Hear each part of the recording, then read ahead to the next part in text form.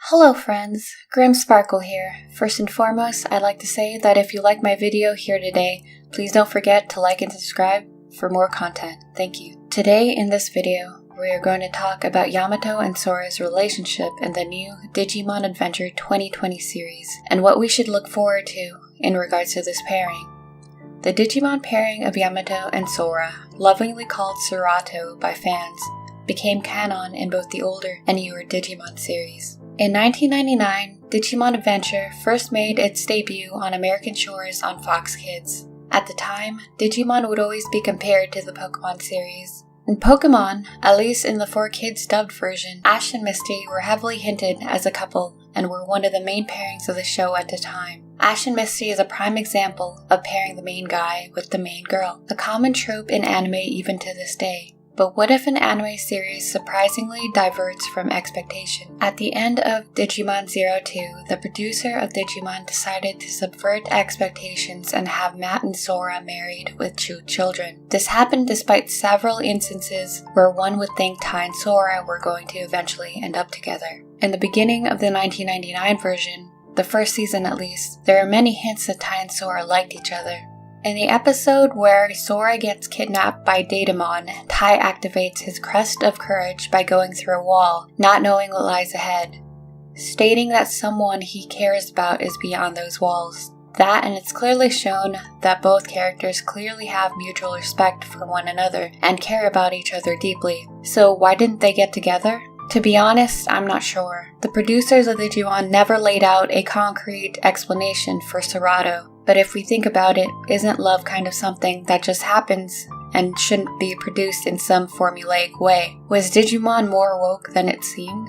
But in all seriousness, Tai and Sora, as well as Matt, had known each other since they were kids. We've all outgrown our childhood crushes, and love is something fickle. It isn't something slated to stone for good. I think it's important that even though Sora ended up with Yamato, she still values her relationship with Tai and continues to be a strong support for both Tai and Yamato, even during times when either of them have their disagreements. In Digimon Adventure 2020, Yamato doesn't officially meet Sora and the rest of the team until episode 8. The producers clearly gave us hints there was something going on between them by the candid glances Matt gives Sora, as well as the special shots Sora gets when featured from Matt's point of view. In episode 11, the team is split into 2 groups, one of them consisting of Matt, Sora, and Joe. In this episode, Sora wants to help a group of dislocated small Digimon by defeating Scorpiomon in order to clear a path for them so that they could continue their journey to find their friend Leomon. Matt disagrees with helping and sets off on his own,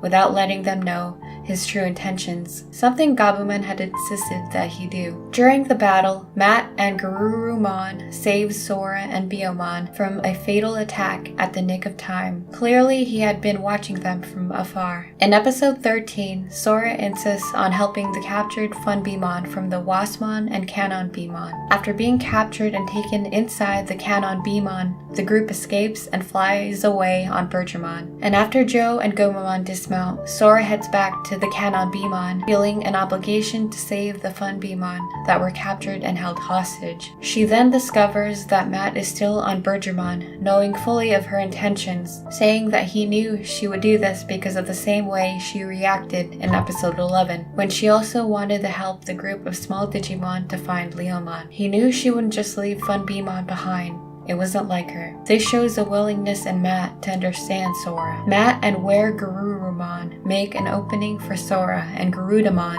to defeat Canon Bimon and save the Funbimon. While this episode is focused on Sora's arc, her crest of love, and Garudamon, I think it's important to take note how the creators went out of their way to include Matt into Sora's character arc and to show glimpses of him having an understanding of Sora's character and being overall impressed with her and her Digimon's strength and capabilities. So far, I am personally enjoying these fun little Sora and Yamato moments in the new Digimon series. Even though there are clearly hints of Yamato and Sora since he joined the team in episode 8, the scenes are never forced down our throats or over overdone and rushed. Something I believe was a mistake in the first series. Personally, I believe it's a good thing for their relationship to grow organically, considering they both had just met each other. Their relationship growth so far has certainly been better than how the creators handled them in the first season by far. But what about you? Do you like the pairing Yamato and Sora? Do you hate it? Or do you prefer Sora with Kai? Leave a like and comment down below. Thanks for watching.